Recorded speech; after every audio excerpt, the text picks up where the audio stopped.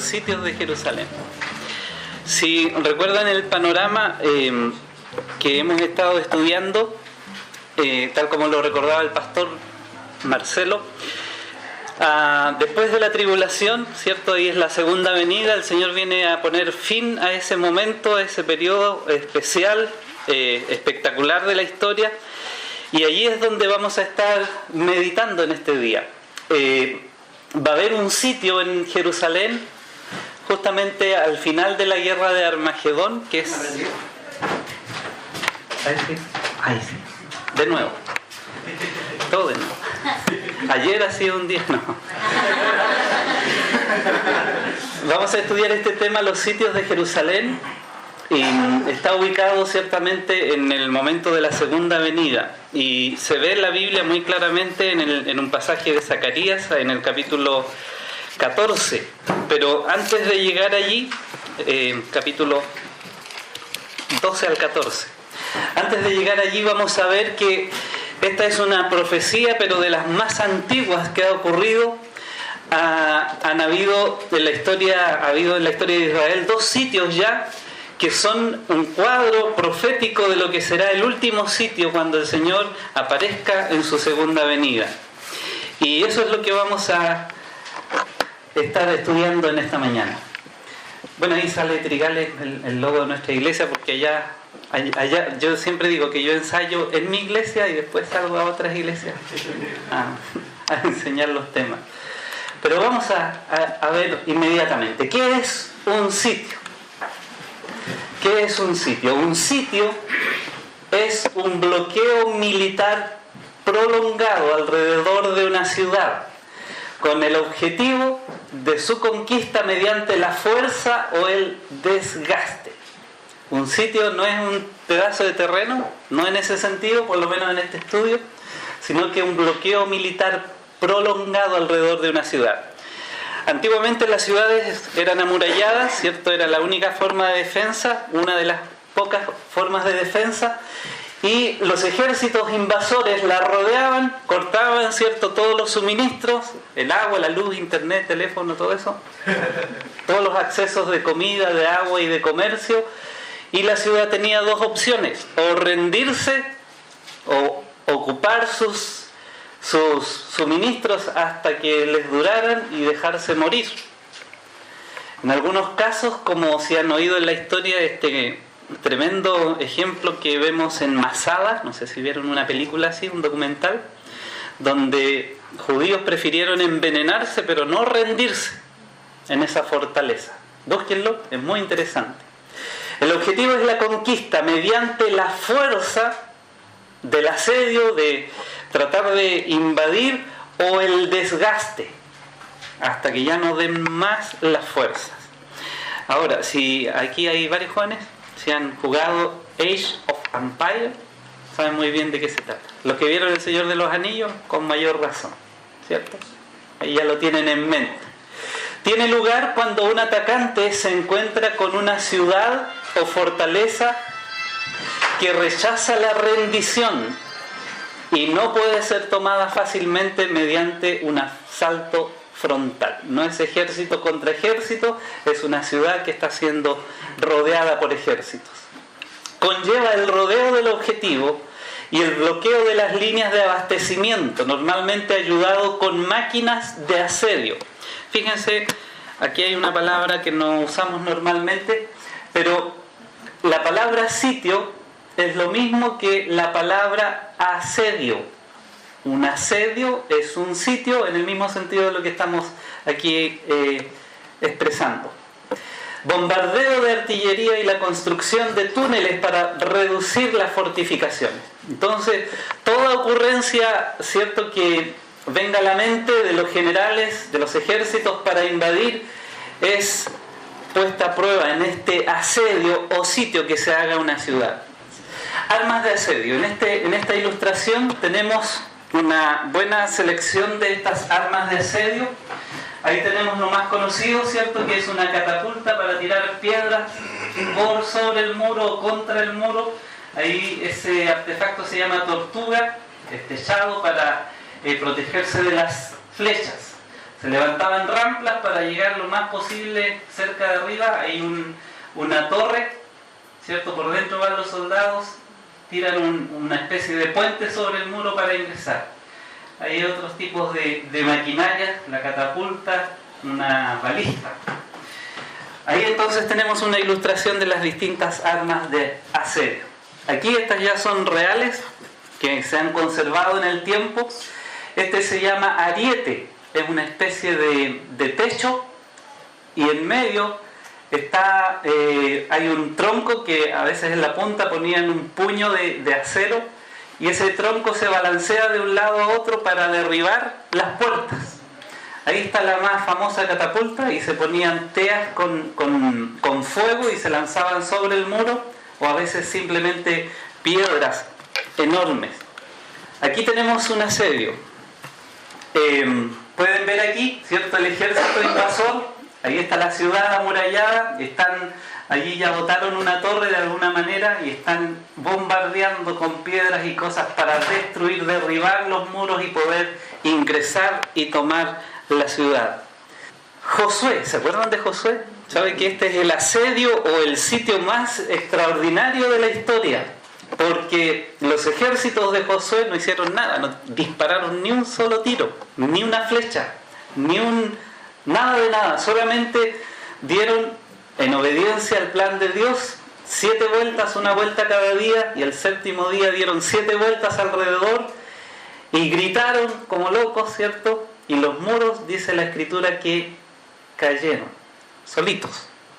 Un tremendo sitio, un tremendo ejemplo del poder de Dios. La arqueología ha descubierto esos tremendos muros derribados, los han descubierto, confirmando lo que la Biblia ya nos había anunciado. Deuteronomio, vamos allí, Deuteronomio capítulo 28, aunque lo tiene en sus apuntes, vamos a buscarlo. Siempre vamos a buscar los pasajes. Deuteronomio 28. Imagínense, 1500 antes de Cristo ya había sido anunciado lo que iba a pasar con la nación de Israel. Deuteronomio capítulo 28. Vamos allí a la palabra de Dios. Aquí hay detalles tremendos y terribles de lo que ha ocurrido y ocurrirá con la nación de Israel. Entonces, vamos a buscar allí Deuteronomio 28, versículo 45 en adelante. La lectura es un poquito exigente, pero vale la pena. Dice así, Deuteronomio 28:45: y vendrán sobre ti todas estas maldiciones y te perseguirán y te alcanzarán hasta que perezcas, por cuanto no habrás atendido a la voz de Jehová tu Dios para guardar sus mandamientos y sus estatutos que Él te mandó. Fíjense que este capítulo 28 comienza con, dice, bendiciones de la obediencia. Bendiciones de la obediencia. Pero en el versículo 15, consecuencias de la desobediencia. Y justamente este va a ser el punto crítico en la nación de Israel. Dice el 46: y serán en ti por señal y por maravilla y en tu descendencia para siempre, por cuanto no serviste a Jehová tu Dios con alegría y con gozo de corazón por la abundancia de todas las cosas. Ojo aquí, ¿cómo hay que servir al Señor? Con alegría y gozo. Con alegría. Uy, qué interesante este versículo. A mí, yo quedé pegado aquí. Servir al Señor con alegría y con gozo de corazón. Y a veces a los pastores se nos acaba un poco la paciencia y a veces nos cuesta servir con gozo y alegría. Pero este texto habla muy fuerte, ¿cierto, hermano? Amén.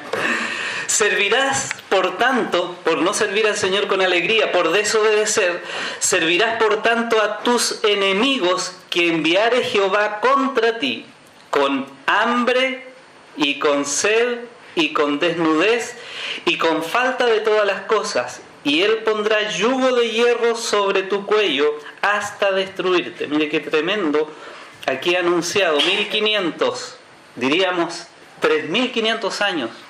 Ya.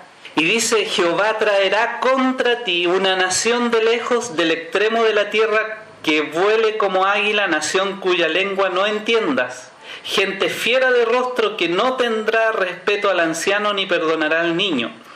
Y comerá el fruto de tu bestia y el fruto de tu tierra hasta que perezcas, y no dejará grano, ni mosto, ni aceite, ni la cría de tus vacas, ni los rebaños de tus ovejas, hasta destruirte. Pondrá sitio, ese es nuestro punto, nuestro tema. Sitio a tus ciudades, hasta que caigan tus muros altos y fortificados en que tú confías. En toda tu tierra sitiará, pues, todas tus ciudades y toda la tierra que Jehová tu Dios te hubiere dado. Y comerás el fruto de tu vientre. Imagínense, la carne de tus hijos y de tus hijas que Jehová tu Dios te dio, en el sitio y en el apuro con que te angustiará tu enemigo. Hasta ese punto. De resistir ahí en la invasión hasta el punto de que se agotan todas las fuentes de alimento y comienzan a comerse sus propios hijos. Tremendo. El hombre tierno en medio de ti y el muy delicado mirará con malos ojos a su hermano y a la mujer de su seno y al resto de sus hijos que le quedaren. Por muy tierno que sea el varón, ¿cierto?, va a empezar a tener malos pensamientos, para no dar a alguno de ellos de la carne de sus hijos que él comiere, por no haberle quedado nada en el asedio, ahí está la palabra asedio, sitio, y en el apuro con que tu enemigo te oprimirá en todas tus ciudades. La tierna y la delicada entre vosotros, que nunca la planta de su pie intentaría sentar sobre la tierra, de pura delicadeza y ternura mirará con malos ojos al marido de su seno, a su hijo, a su hija, al recién nacido que sale de entre sus pies, en el sentido de entre las piernas, y a sus hijos que diera luz, pues los comerá ocultamente por la carencia de todo en el asedio y en el apuro con que tu enemigo te oprimirá en tus ciudades. Si no cuidares de poner por obra todas las palabras de esta ley que están escritas en el libro, temiendo este nombre glorioso y temible, Jehová tu Dios. Hasta ahí la palabra del Señor. Fíjense, Israel, por desobedecer, por no someterse a los mandamientos del Señor, qué tremendo lo que se dice aquí. ¿Ocurriría esto en la historia? Es lo que vamos a ver. Ahí hice una selección de versículos, pero vamos a ver una cosita. Uno dice, pero eso es para Israel, ¿cierto? Pero mire, cada cosa, este es un principio de interpretación, cada cosa que pasa con Israel es un cuadro que ilustra nuestra propia vida espiritual en distintos niveles de nuestro crecimiento. Toda la Escritura es útil, toda la Escritura nos ayuda a entender lo que pasa en nuestra propia vida. Es para nosotros el deber, el privilegio también de leer muy bien la Escritura, interpretar esa Escritura, qué significa, para no desviarnos, y aplicar la Escritura a nuestra vida. Timoteo dice, toda la Escritura es inspirada por Dios y útil. Y miren aquí, ¿acaso en nuestras vidas no nos hemos encontrado acorralados, sitiados, encerrados por todos lados? ¿Ha tenido una experiencia así? Donde ha estado totalmente acorralado, sin saber qué hacer, qué pensar, para dónde ir, qué decisión tomar. Estas cosas ocurren también en nuestra vida y tienen un propósito. Siempre debemos meditar en lo que está ocurriendo en nuestra vida, más allá del problema puntual de una enfermedad, de la falta de dinero, de trabajo, de problemas familiares. Siempre mirar qué es lo que el Señor está o quiere enseñarme a través de esto. ¿Estoy desobedeciendo al Señor? ¿Ya no le estoy sirviendo con alegría y con gozo de corazón? Tenemos que examinar nuestra vida. Aunque esto se refiere netamente a la nación de Israel, el principio espiritual aquí tiene que ver con nosotros. Yo no sé si le ha pasado, pero más de alguna vez nos hemos sentido así, acorralados, sin saber por dónde seguir. Vamos a ver, el primer sitio, ahí en sus apuntes, el sitio de los babilonios. Es decir, cuando Babilonia sitia a Jerusalén para destruirla. Vamos a buscar en Ezequiel capítulo 4. Ezequiel capítulo 4. En realidad este tema no lo van a encontrar tan fácilmente, no se ha escrito nada tan puntual en relación a este tema, pero la palabra del Señor aquí nos ilustra muy bien. Vamos a ver este primer sitio de la nación de Israel. Dice en el capítulo 4, versículo 1: Tú, hijo de hombre, tómate un adobe y ponlo delante de ti, un pedazo de barro de greda, y diseña sobre él la ciudad de Jerusalén. Nosotros diríamos, haz una maqueta de Jerusalén y su ciudad, y pondrás contra ella sitio, y edificarás contra ella fortaleza, y sacarás contra ella baluarte, bandera, y pondrás delante de ella campamento, y colocarás contra ella arietes alrededor. ¿Se acuerda lo que es un ariete? Ese palo que oscila para destruir el muro. Eso él debía diseñar, una lección objetiva, en realidad, lo que está haciendo. Tómate también una plancha de hierro y ponla en lugar de muro de hierro entre ti y la ciudad. Afirmarás luego tu rostro contra ella y será el lugar de cerco y la sitiarás. Es señal a la casa de Israel. Hermanos, la historia de Israel comenzó muy bien, Israel obedeciendo al Señor, pero hubo un tiempo difícil ahí, ¿cierto? Llegan con Josué a conquistar la tierra, la poseen, Israel se desvía del Señor, el Señor tiene paciencia con ellos, les envía jueces, hasta que finalmente llega Samuel, ¿cierto? Que unge a Saúl, después David, después Salomón, y con David y Salomón el pueblo de Israel tuvo por fin, ¿cierto?, tranquilidad, extendieron sus fronteras. En el tiempo de Salomón hubo un crecimiento extraordinario en lo económico, e Israel comenzó a desviar su corazón. Después de Salomón se divide el reino en dos, norte y sur. Israel comienza a caer en la idolatría, vienen reyes malos, sobre todo en el reino norte, solo reyes malos que gobernaron a Israel, y finalmente son esparcidos por el mundo, desaparecen esas 10 tribus. En el sur duran un poquitito más, hay algunos reyes buenos, algunos que empezaron bien y terminaron mal finalmente, pero al fin y al cabo el reino sur también fue deportado, fue llevado cautivo a Babilonia después de este sitio. Y justamente hubieron profetas que siempre estuvieron hablando a Israel, tratando de volver el corazón de la nación a su Dios, pero no es que no lo lograron, sino que estuvieron advirtiendo. Finalmente, Israel, como hemos dicho, el reino sur fue deportado a Babilonia, y en Babilonia tienen ellos 2 profetas, Ezequiel y Daniel. Entonces lo que vemos aquí, lo que hemos leído, es Ezequiel hablando allá en Babilonia, en el exilio ya, de lo que va a ocurrir con la ciudad de Jerusalén un poco de tiempo más adelante. Recuerden que hay 3 deportaciones. Entonces, en la última ocurre la destrucción final y total de Jerusalén. Entonces, este pasaje nos habla proféticamente, Ezequiel anunciando lo que va a ocurrir con la ciudad de Jerusalén. Porque los que están ahí expatriados quieren saber qué es lo que va a pasar, qué va a ocurrir. Entonces, el profeta de Dios está allí para anunciar que va a haber un asedio.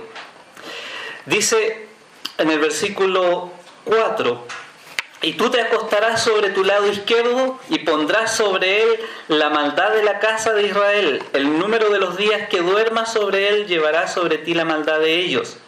Yo te he dado los años de su maldad por el número de los días, 390 días, y así llevarás tú la maldad de la casa de Israel. Imagínense durmiendo de un solo lado. De alguna manera el Señor hizo que eso ocurriese. Cumplidos estos días, te acostarás sobre tu lado derecho ahora, segunda vez, y llevarás la maldad de la casa de Judá. Primero Israel, el norte, después Judá, el sur. 40 días, día por año te lo he dado. Verso 7, el asedio, el sitio de Jerusalén, al asedio de Jerusalén, afirmarás tu rostro y descubierto tu brazo profetizarás contra ella. Entonces, he aquí, he puesto sobre ti ataduras y no te volverás de un lado al otro hasta que hayas cumplido los días de tu asedio. Y tú toma para ti, fíjense, trigo, cebada, habas, lentejas, millo y avena, y ponlos en una vasija y hazte pan de ellos. El número de los días que te acuestes sobre tu lado, 390 días comerás de él. La comida que comerás serás de peso de 20 ciclos al día. De tiempo en tiempo la comerás, es decir, en forma racionada. Y beberás el agua por medida, la sexta parte de un hin, de tiempo en tiempo la beberás. Y comerás pan de cebada cocido debajo de la ceniza y lo cocerás a vista de ellos, del pueblo que está ahí, al fuego de excremento humano. Fíjense. Oye, aquí salta un poco Ezequiel, nada inmundo ha entrado en mi boca, y el Señor le permite cocerlo con excremento de animal. Miren capítulo 5. Y tú, hijo de hombre, y pongan mucha atención aquí porque va a describir unos detalles bien interesantes. Tómate un cuchillo agudo, toma una navaja de barbero y hazla pasar sobre tu cabeza y tu barba, es decir, córtate el pelo. Toma después una balanza de pesar y divide los cabellos. Una tercera parte quemarás a fuego en medio de la ciudad. Ojo lo que tiene que hacer. Toma una tercera parte de esos pelos, de esos cabellos, y los quema. ¿Sabe qué significa eso? El hambre que va a padecer Israel en medio de la ciudad. Cuando uno tiene hambre, le arde aquí el estómago, ¿cierto? ¿Ha tenido hambre alguna vez? No sé, pero yo sí. Cuando se cumplan los días del asedio, y tomarás una tercera parte, otro grupo de cabellos, y los cortarás con espada alrededor de la ciudad. Tenía que ir con la espada alrededor de la ciudad cortando esos cabellos, y significaba la muerte de otro grupo de personas, una tercera parte que iba a morir alrededor de la ciudad. Y otra tercera parte esparcirás al viento, y yo desenvainaré espada en pos de ellos. Es decir, es una tercera parte que logra escapar, pero finalmente la espada del enemigo los derriba.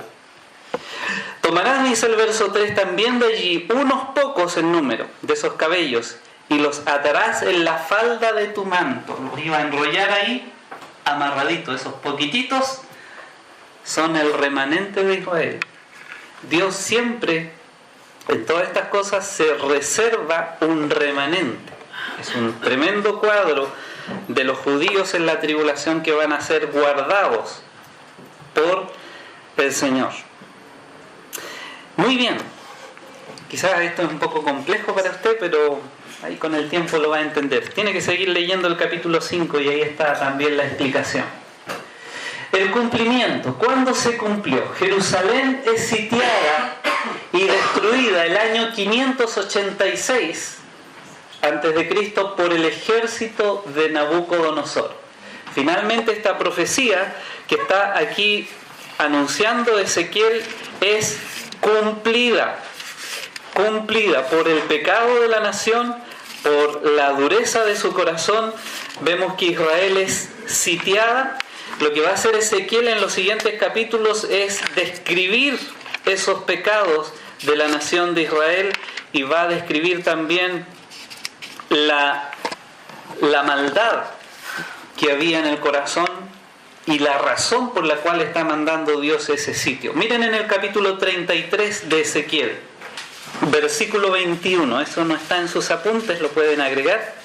Dice: aconteció, 33:21, en el año 12º de nuestro cautiverio, en el mes 10º, a los 5 días del mes, que vino a mí un fugitivo de Jerusalén diciendo: la ciudad ha sido conquistada. Y la mano de Jehová ha sido sobre mí, y la tarde antes de llegar el fugitivo, y había abierto mi boca, porque él permaneció mudo, como señal también varios días, hasta que vino a mí en la mañana y abrió mi boca, y ya no más estuve callado. Así que claramente es una profecía que se cumple años después. Miremos aquí un poquitito. Aquí tenemos unas recreaciones artísticas de ese asedio por parte de los babilonios, cómo pusieron sus ejércitos aquí alrededor de la ciudad y la sitiaron, hasta hacerla caer. Quemaron el templo y recuerdan ustedes que se llevaron todos los tesoros ahí en la época de Daniel, ¿se acuerdan? Los utensilios del templo. Ahí tenemos otra ilustración. Vemos los muros de la ciudad derribados, el humo del incendio con que quemaron la ciudad. Israel va siendo llevado cautivo a Babilonia. A Babilonia. Es un hecho histórico, tal como lo profetizó 1500 años antes de Cristo. En el año 600 o 586, como dijimos, Israel es llevada cautiva por no obedecer la palabra de Dios. Dios y el divorcio, dice ahí en su apunte. Y usted dice que tiene que ver eso con el tema.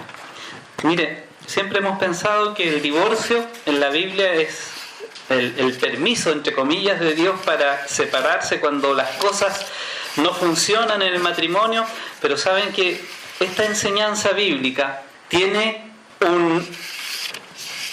nos muestra más bien un cuadro profético justamente del tema que estamos viendo. Fíjense, Dios lo que hace aquí, se divorcia de Israel, su esposa. Israel había sido, y hay varios ejemplos en los profetas, en Jeremías por ejemplo, que muestra a Israel como una esposa y Dios su esposo. Pero la enseñanza del divorcio en la Biblia no es otra cosa que un cuadro de el trato de Dios con la nación de Israel. Isaías 50, vamos a buscar. Tiene que estar basado en la palabra, ¿cierto? No vamos a ver lo que dice la ley, pero aquí en Isaías capítulo 50, versículo 1, ¿lo apuntan ahí? Isaías 50, versículo 1. Así dijo Jehová, ¿qué es de la carta de repudio que vuestra madre, con la cual yo la repudié? Está preguntando a los hijos de Israel, ¿qué es de la carta de repudio de vuestra madre con que yo la repudié? ¿O quiénes son mis acreedores a quien yo os he vendido? He aquí que por vuestras maldades sois vendidos, y por vuestras rebeliones fue repudiada vuestra madre.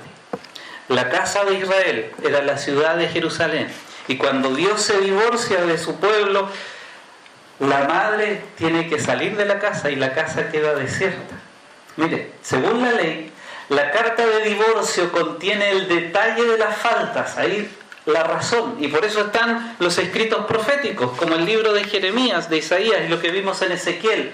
Allí están escritas las razones por las cuales Dios abandona o repudia, se divorcia, en otras palabras, de la nación de Israel. Lo segundo que vemos ahí, se hace una carta con las faltas y la mujer debe abandonar el hogar.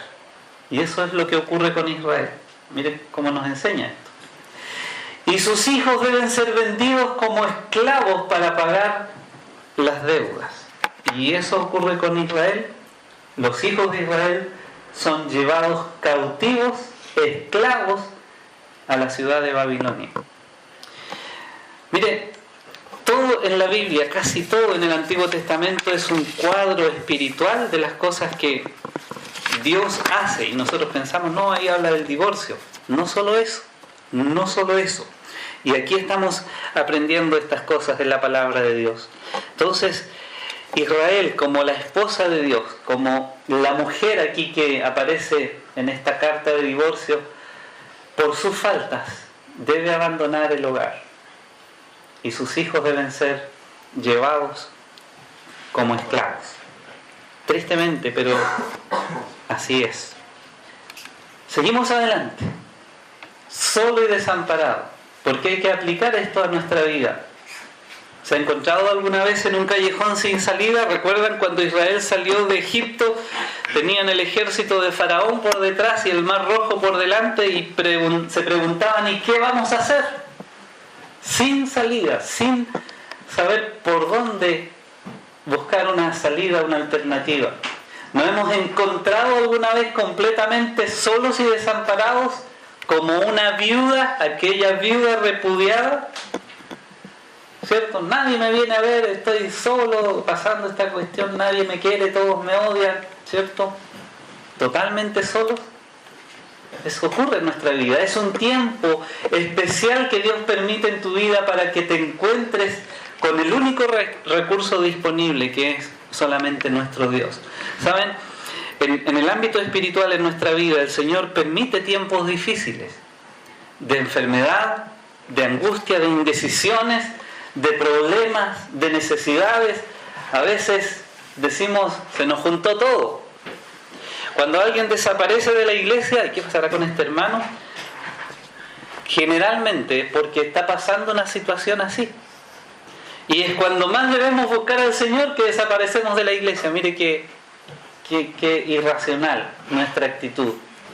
Pero hermanos, la vida nos presenta momentos así, donde Dios quiere tener un trato especial con nosotros, llamarnos a reflexionar, llamarnos a tomar decisiones, cambiar a lo mejor nuestros hábitos de vida. Por eso esta ilustración de Israel en estos sitios es algo que debe enseñarnos también lecciones espirituales a nosotros. Sigamos adelante. El sitio de los romanos.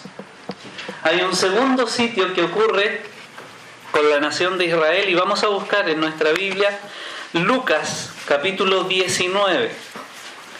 Pasaron muchos años, después de 70 años en esclavitud, Israel retorna a ocupar su tierra, ya no con la libertad que tenían antes, siempre van a estar bajo la administración de un gobierno. Lucas 19, ahí vamos. Israel va a estar sojuzgada, primero por los babilonios. Si bien ellos tienen libertad de ocupar su tierra, están bajo ese control. Después los medos persas, después el imperio griego, siempre Israel sometido, y después los romanos. Y en ese contexto de estar ellos sometidos a los romanos es que aparece nuestro Señor Jesucristo, Gálatas 4:4, como leímos antes de ayer. Y en este capítulo 19, justo este relato de la entrada que llamamos triunfal de Jesús a Jerusalén, tenemos lo siguiente. Dice, vamos a leer un poquitito más arriba para entender un poco el contexto. Dice el 28, dicho esto, iban delante subiendo a Jerusalén. Esta es la entrada triunfal, como se le llama. Y aconteció que llegando cerca de Betfagé y de Betania, al monte que se llama de los Olivos, fíjense cuál es el monte, de los Olivos, guárdelo ahí por favor. Envió 2 de sus discípulos diciendo, id a la aldea de enfrente y al entrar en ella hallaréis un pollino atado, en el cual ningún hombre ha montado jamás. Entonces van a buscarlo y en el verso 35, y lo trajeron a Jesús, y habiendo echado sus mantos sobre el pollino, subieron a Jesús encima, y a su paso tendían sus mantos por el camino. Cuando llegaban ya cerca de la bajada del monte de los Olivos, toda la multitud de los discípulos, gozándose, comenzó a alabar a Dios a grandes voces por todas las maravillas que habían visto, diciendo, bendito, fíjense, el Rey que viene en el nombre del Señor, paz en el cielo y gloria en las alturas. Entonces algunos de los fariseos de entre la multitud le dijeron, Maestro, reprende a tus discípulos. Él respondiendo les dijo, os digo que si estos callaran, las piedras clamarían. Aquí viene lo triste. Y cuando llegó cerca de la ciudad, al verla, lloró sobre ella, diciendo, oh, si también tú conocieses al menos en este tu día lo que es para tu paz, mas ahora está encubierto de tus ojos. Y aquí viene lo que va a ocurrir en el futuro. Porque vendrán días sobre ti, cuando tus enemigos te rodearán con vallado y te sitiarán, y por todas partes te estrellarán. Ahí está el sitio de los romanos. Y te derribarán a tierra y a tus hijos dentro de ti, y no dejarán en ti piedra sobre piedra, por cuanto no conociste el tiempo de tu visitación. ¿Qué pasó? Aparece el Señor Jesucristo ofreciendo a Israel el reino de los cielos Se ha acercado, esa era la predicación. Israel tenía que arrepentirse y recibir a Jesucristo como su Mesías. Pero ¿qué hacen ellos? Pocos días después están diciendo: crucifícale, crucifícale. Están diciendo: su sangre sea sobre nosotros. Y rechazan así a su Mesías. Y el Señor dice que ellos están ciegos, están cubiertos sus ojos y no entienden lo que está pasando, porque ellos esperaban un libertador político que les sacara del yugo romano. Pero ellos no entendieron y crucifican al Maestro, y el Señor les dice que van a ser sitiados y los derribarán a tierra, y no quedará piedra sobre piedra, refiriéndose al templo. Miren Mateo capítulo 24, capítulo 23. Mateo capítulo 23, versículo 37. Mateo 23, 37. Jerusalén, Jerusalén, que matas a los profetas y apedreas a los que te son enviados. ¿Cuántas veces quise juntar a tus hijos como la gallina junta sus polluelos debajo de sus alas, y no quisiste? He aquí vuestra casa os es dejada desierta. Porque os digo que desde ahora no me veréis hasta que digáis: bendito el que viene en el nombre del Señor. 24:1. Cuando Jesús salió del templo, esa casa que es dejada desierta, y se iba, se acercaron sus discípulos para mostrarle los edificios del templo. Respondiendo él les dijo: ¿veis todo esto? De cierto os digo que no quedará aquí piedra sobre piedra que no sea derribada. El Señor Jesús vino, bajó desde el monte de los olivos, como les señalé antes, y lo que el Señor esperaba y lo que Israel debía hacer era recibir a Jesucristo como su Mesías, abrir las puertas del templo y dejar que el Señor ocupara su casa y sea el rey sobre Israel. Pero los judíos, hemos visto, le rechazaron y le crucificaron. Por eso el Señor dice estas palabras. Mire, veamos un poquitito aquí. El cumplimiento. Porque Jerusalén, por segunda vez, va a ser sitiada y destruida el año 70 después de Cristo por el ejército de Tito. Lo rechazaron, crucificaron al Maestro. Esto es también historia, está registrado, no solo en la Biblia, como lo tenemos aquí como profecía, sino los libros de historia nos reflejan y muestran que esto fue una verdad incuestionable, tal como se profetizó 1500 antes de Cristo. Aquí tenemos una recreación, ahí está el templo siendo quemado. Este es el altar del sacrificio, pero el sacrificio ya no son animales, son personas que van cayendo ahí. Hay una recreación artística de esto. Vemos ahí los romanos con la menorá, se están llevando todas las cosas valiosas de oro del templo, y es el registro histórico de lo que el Señor profetizó para Israel. Aquí vemos otra ilustración, otra recreación artística. Ahí tenemos una catapulta por el asedio que duró más de un año. Aquí están los soldados romanos, ahí está el altar del sacrificio, y se van llevando los tesoros del templo, y el templo está siendo quemado. Ahí está la entrada al templo. Así que hay registro histórico. Y estas son recreaciones artísticas. Mire lo que tenemos aquí. Este es el muro occidental, el muro del templo, y arriba los romanos derribaron las piedras, tal como Jesús los dijo, una por una. Hay un historiador judío llamado Josefo, y él cuenta que en este asedio a la ciudad de Jerusalén, los romanos, los muros estaban enchapados prácticamente con oro, había muchas cosas de oro, y como ellos quemaron el templo, ese oro derretido se metió entre medio de las piedras, y ellos, para sacar ese oro y recuperarlo, se dieron del trabajo de derribar las piedras una por una para poder hacerse del oro. Y en esa forma ellos cumplieron al pie de la letra la profecía del Señor Jesucristo. No quedará aquí piedra sobre piedra. Qué tremendo. Cómo se cumple la palabra de Dios. Esta es una foto real. Son las piedras del muro occidental del monte del templo, Jerusalén, que fue lanzada a la calle por los soldados romanos en el año 70. Mire lo que dice Marcos 13. Saliendo Jesús del templo, le dijo a uno de sus discípulos: Maestro, mira, qué piedras y qué edificios, porque el emperador, o más bien el rey Herodes, que estaba administrando ahí esta ciudad, mandó a embellecer ese templo. Y los discípulos y todos los judíos estaban muy orgullosos de esas piedras, de los edificios del templo. Pero Jesús respondiendo le dijo: ¿ves todos estos grandes edificios? No quedará piedra sobre piedra que no sea derribada.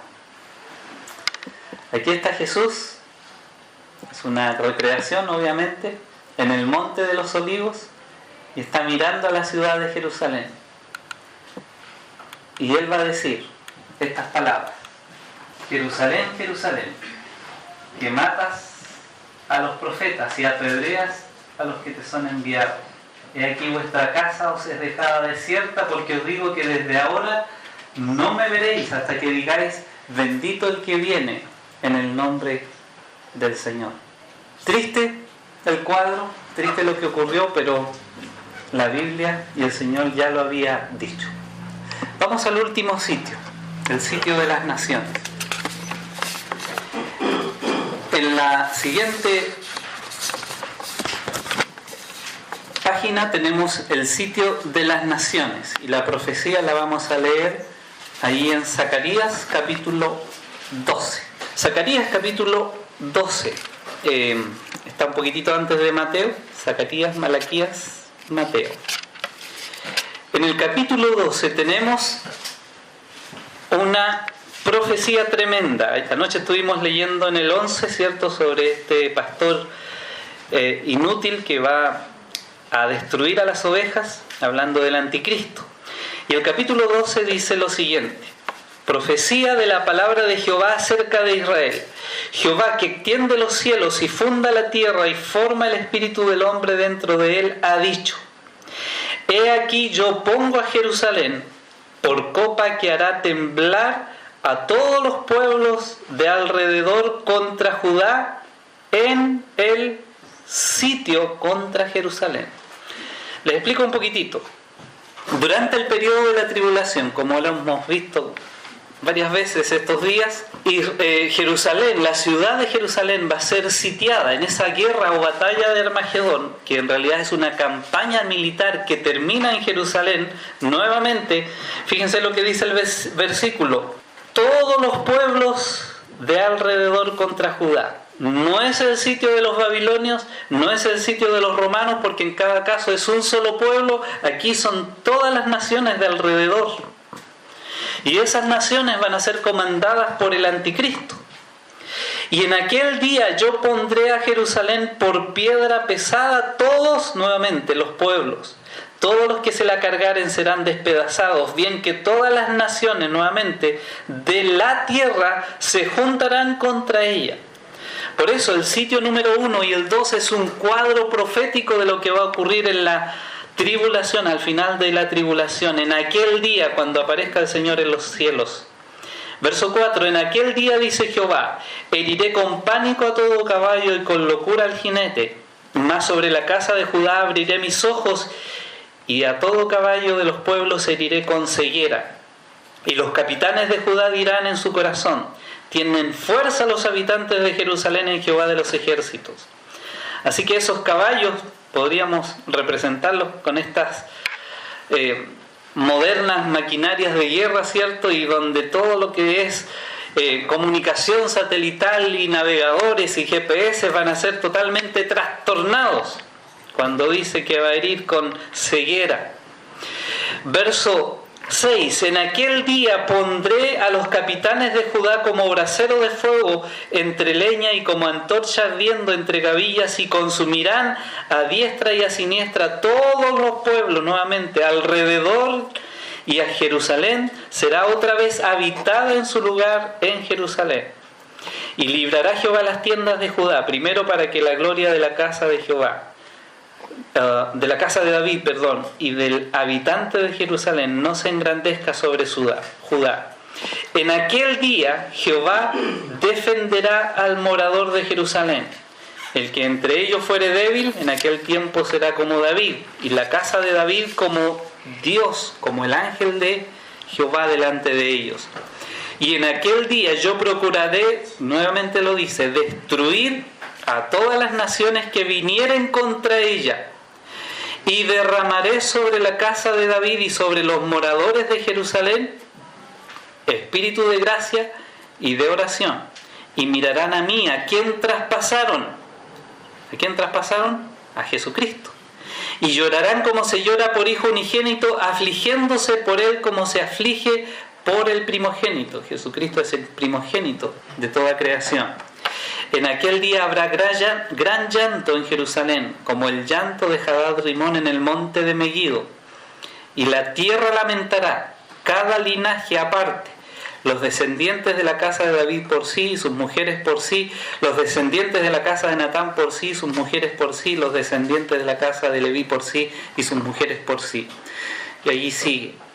Verso 14, todos los otros linajes, cada uno por sí, llorando y lamentando, y sus mujeres por sí. Así que cuando dice que Apocalipsis, en la venida de Cristo, todo ojo le verá, ahí en Apocalipsis 1, se refiere a todos los ojos de la nación de Israel. Y los linajes de la tierra son los linajes de la tierra de Israel. Cuidado con las interpretaciones. Dice el capítulo 13, verso 9, y meteré en el fuego a la tercera parte y los fundiré como se funde la plata y los probaré como se prueba el oro. E invocará mi nombre y yo le oiré y diré pueblo mío, y él dirá Jehová es mi Dios.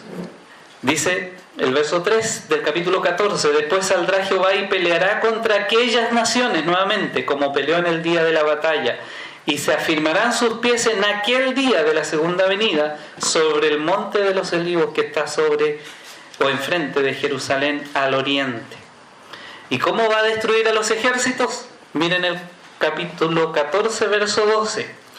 Y esta será la plaga con que herirá Jehová a todos los pueblos que pelearen contra Jerusalén. La carne de ellos se corromperá estando ellos sobre sus pies, y se consumirán en las cuencas sus ojos, y la lengua se le deshará en su boca. Qué tremendo, es una verdadera explosión nuclear. Pero ¿sabe qué lo produce? La espada aguda que sale de la boca del que viene montando el caballo blanco. Solo la palabra del Señor. Tremendo. Este sitio de las naciones comandadas por el anticristo es lo que vemos en el sitio de las naciones. Un principio, Eclesiastés capítulo 1, versículo 9 dice, ¿qué es lo que fue? Lo mismo que será. O sea, lo que ocurrió en el pasado va a ocurrir en el futuro. ¿Qué es lo que ha sido hecho? Lo mismo que se hará, y nada hay nuevo debajo del sol. Hermanos, lo que ocurrió en el pasado, lo que fue con Israel en relación al sitio de los babilonios y de los romanos va a ocurrir, será en el futuro. Y es lo que estamos leyendo aquí en Zacarías capítulo 14. Ese principio ocurre en la Biblia y ocurre también en nuestra vida. Nosotros siempre vamos a cometer los mismos errores si no aprendemos de las lecciones que el Señor nos presenta en nuestra vida. Así que tenemos esta repetición de sucesos, y tres veces Jerusalén sitiada. Ustedes saben que el número 3 es un número completo, habla de Dios, habla de lo que está cerrado y completo en una unidad, ¿cierto? Por eso se pide, cuando hay algún caso, 2 o 3 testigos que den fe de algo. Así que vamos al cumplimiento. Aquí acabamos de leer la profecía. Jerusalén será sitiada en el año 2000, y yo dejo 2 dígitos. Será 2012 más unos 7 años más. por los ejércitos, las naciones del anticristo. Vamos a poner una cifra más para no estrechar tanto esto.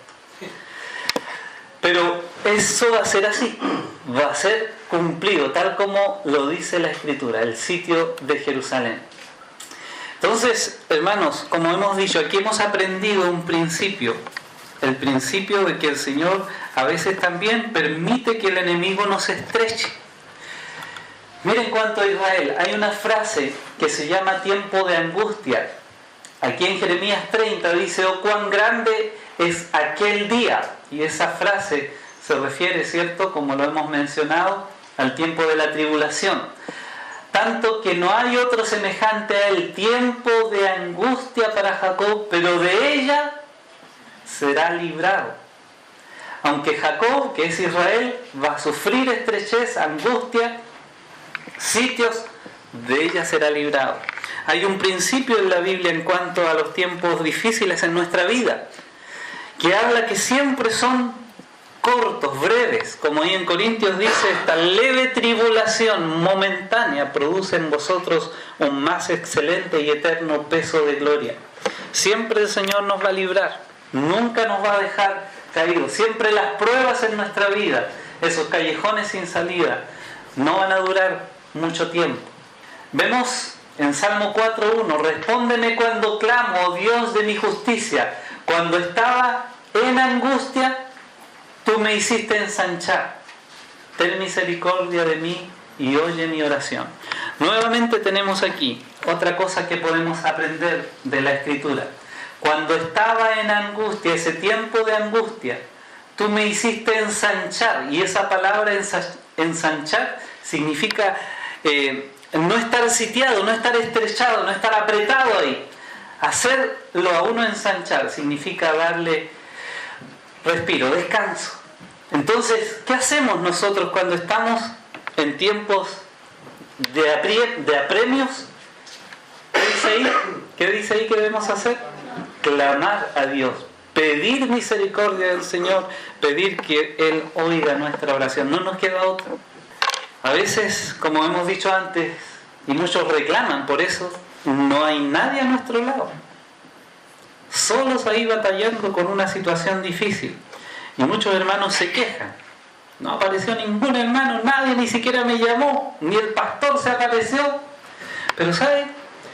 El Señor a veces permite que nadie esté a nuestro lado.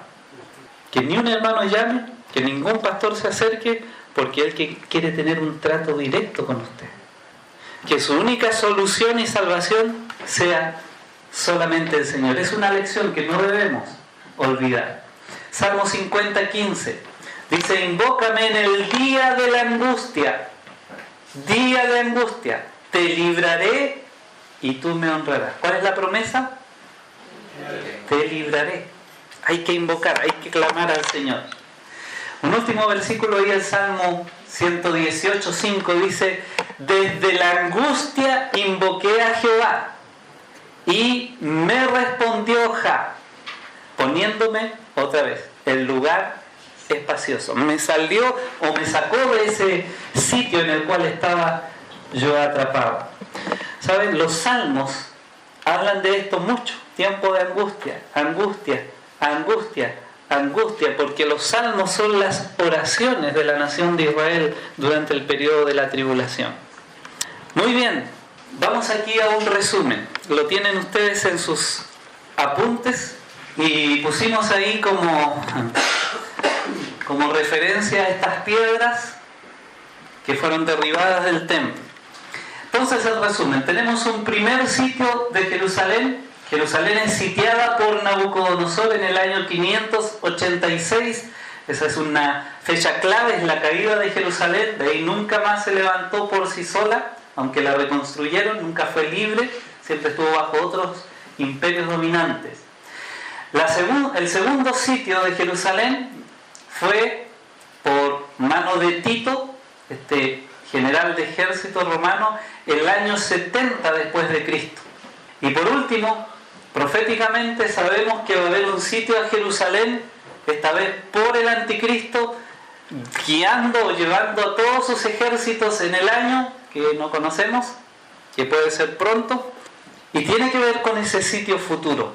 Aquí están los 3 sitios de Jerusalén. Vamos a verlo ahora de otra manera.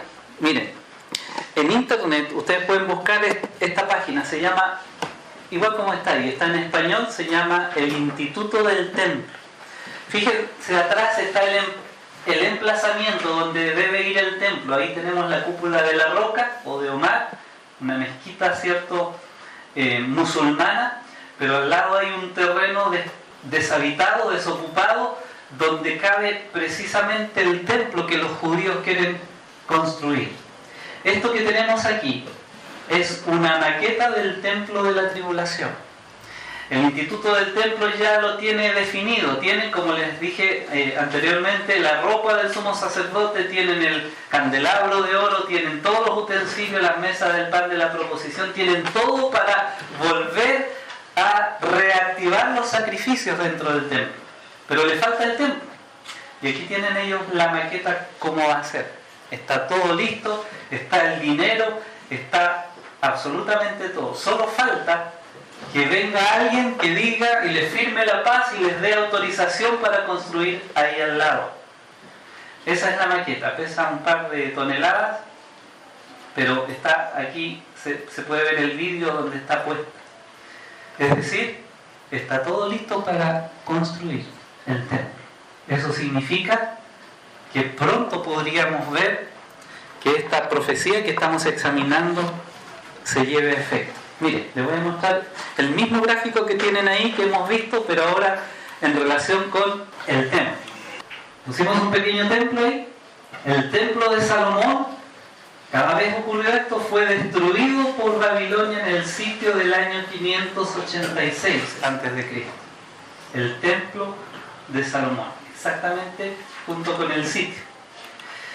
El segundo templo, el templo de Zorobabel, fue destruido por Roma en el sitio del año 70 después de Cristo. Y en el futuro, el templo que va a construir el anticristo, el que acabamos de ver, la maqueta, será destruido por Jesucristo mismo en el sitio de las naciones, porque Cristo va a ser el que va a construir el nuevo templo. Así que cómo se va aquí perfilando esto de una manera muy interesante en la Escritura. ¿Cuánto tiempo me queda? ¿Los 5 minutos? Sí. Y quiero mostrarles algo que es muy sensacional. Es parte de otro estudio que se llama Las 70 Semanas. Miren ustedes, acabamos de leer en Lucas 19 sobre el Monte de los Olivos. Ese es el Monte de los Olivos. Es una foto en blanco y negro, fue tomada más o menos en el 1916, por ahí. Y quiero mostrarles esto porque es muy significativo.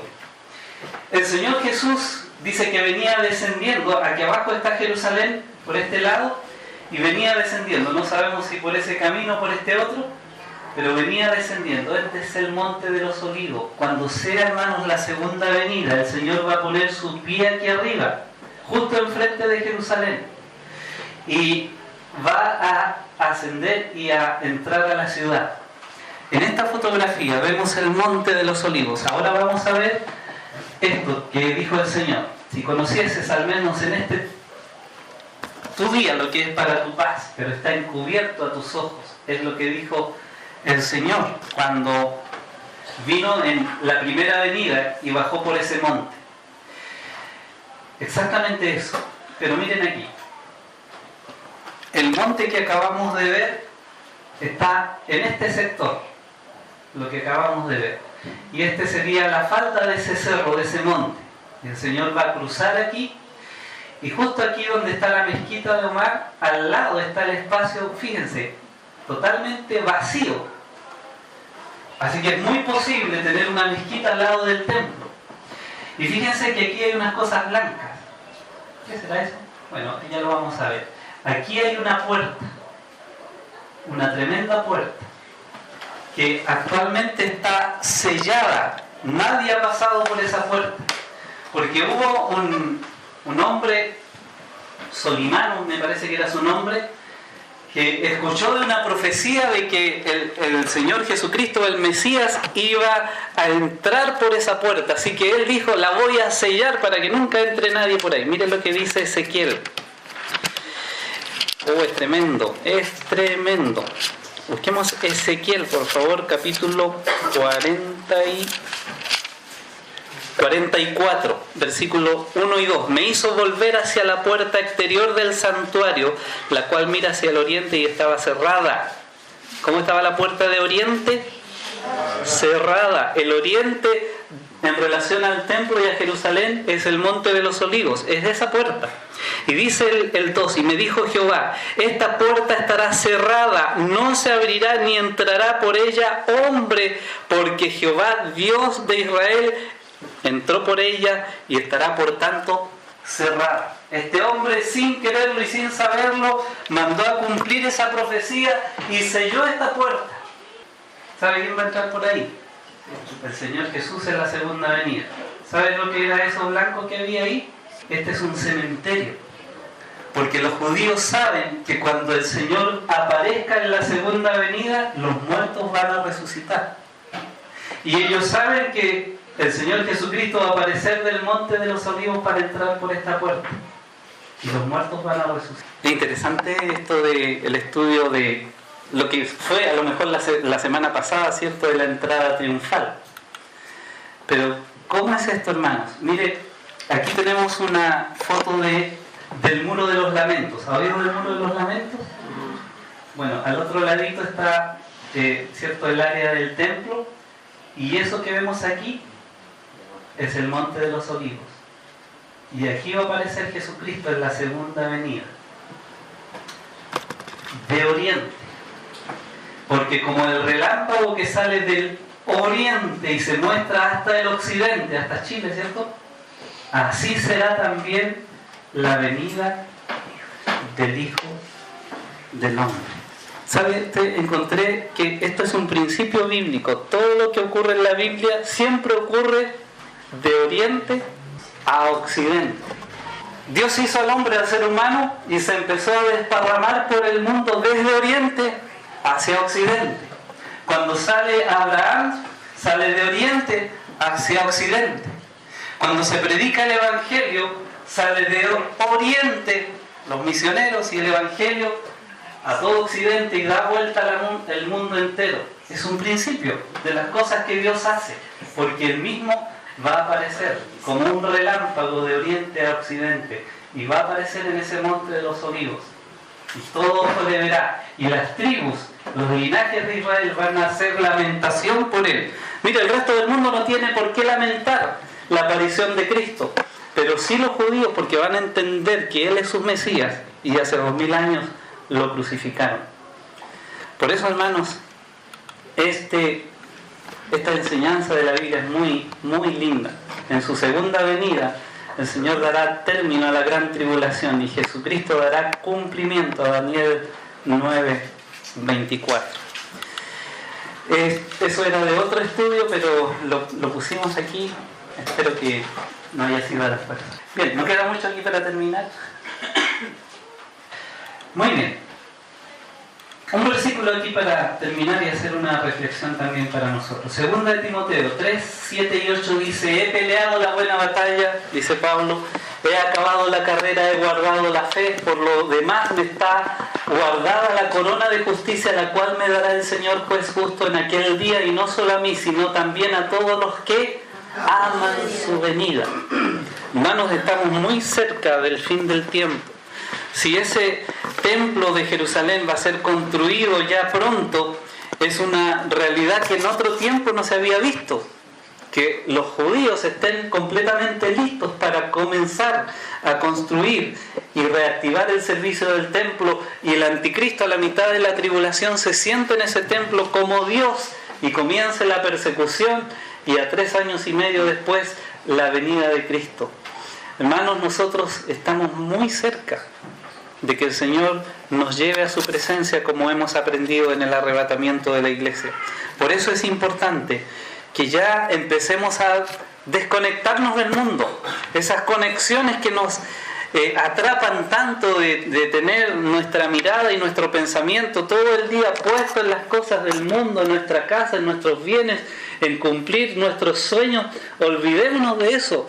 Sirvamos al Señor, busquemos cumplir nuestros sueños en la obra de Dios, trabajemos para Él, queda muy poco tiempo. Por eso la Biblia nos anima a amar su venida. Ya no amemos otras cosas, amemos la venida del Señor. Mire, una ilustración muy clarita le va a quedar. Digamos que hay un jovencito de, no sé, un lolito de adolescente. Ustedes saben que a esa edad comen como contratados. La mamá está haciendo una torta y la dejó casi lista y va a comprar, no sé, las velas ahí para el cumpleaños. Y le dice al niño, no toques esa torta porque si no, ya sabes lo que va a pasar. Y él, como el chavo, ¿cierto?, pasa por ahí los dedos y no se aguanta la tentación y corta un pedazo de la torta y no se la come, se la traga. Dos preguntas aquí. ¿Él ama a su mamá? Sí. Claro que sí. Le hace cosas ricas, es cariñosa, le va a celebrar su cumpleaños. ¿Pero él ama la venida de la mamá? Ya lo entendió, ¿no? Hermanos, a veces no estamos amando la venida del Señor porque tenemos alguna cosilla por ahí que arreglar. Señor, espérate un poquitito que tengo que arreglar esto en mi vida. Estoy robando en esto, estoy mintiendo aquí, estoy haciendo mal esto otro. Y a veces no hay un amor que aparezca la venida del Señor. O a veces queremos que venga, pero para que nos saque del lío en que estamos metidos. Y no porque realmente queramos estar en comunión con Él. Mire, muchos creyentes quieren ir al cielo porque ya no quieren tener enfermedades, ni dolores, ni cosas así, pero ¿sabe? La motivación más grande nuestra debería ser porque en el cielo vamos a encontrarnos con nuestro Salvador. Esa debería ser nuestra mirada, nuestra motivación. Por eso, qué bueno es tener esa expectativa que tenía el apóstol Pablo para nuestras vidas, que amemos la venida del Señor, que la esperemos, que la anhelemos, que la deseemos. Pero ¿cómo se sabe que estamos haciendo eso? Es cuando estamos sirviendo al Señor, cuando estamos buscando que otras personas se salven, cuando estamos buscando entender la palabra del Señor, estudiándola, leyéndola, estamos en oración cada día. Así es que estamos amando la venida del Señor. Lo demás es palabrería, perdóneme que le diga. Pero si no estamos haciendo lo que el Señor nos ha mandado a hacer, estamos engañándonos a nosotros mismos. Por eso, hermanos, les animo. Este estudio que tiene que ver con nuestros problemas, nuestras dificultades, que nos enseñen que el Señor está llamándonos la atención para que miremos hacia arriba. ¿Oremos? Gracias, Padre, porque podemos sumergirnos en tu palabra, a veces cosas desconocidas o difíciles de poder procesar en nuestra mente, pero que sin embargo, Señor, son palabra tuya inspirada para enseñarnos, para, Señor, motivarnos también a esperar tu venida, a mirar hacia arriba y a dejar de andar agachados mirando el mundo y las cosas que hay a nuestro alrededor, sino que ya, como dice ahí Lucas 21, que cuando oigamos de estas cosas, erguíos y levantad vuestras cabezas porque el tiempo está cerca. Padre, queremos, Señor, realmente desconectarnos de este mundo, desconectarnos de esas cosas que ocupan todo nuestro tiempo y que podamos poner nuestras manos y nuestro corazón y nuestra mente en el servicio tuyo.